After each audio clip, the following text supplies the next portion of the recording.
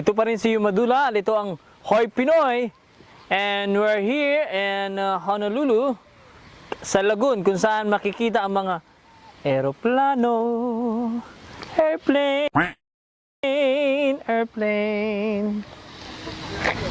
I'm here. Catch me if you can.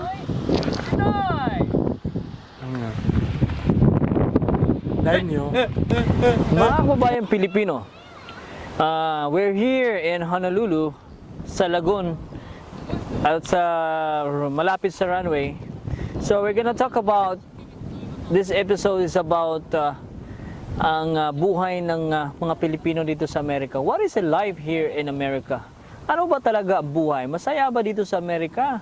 Marami bang Pilipino naghihirap o marami bang Pilipino na yumayaman dahil nandito sa Amerika? So, ito ang episode natin sa kalimot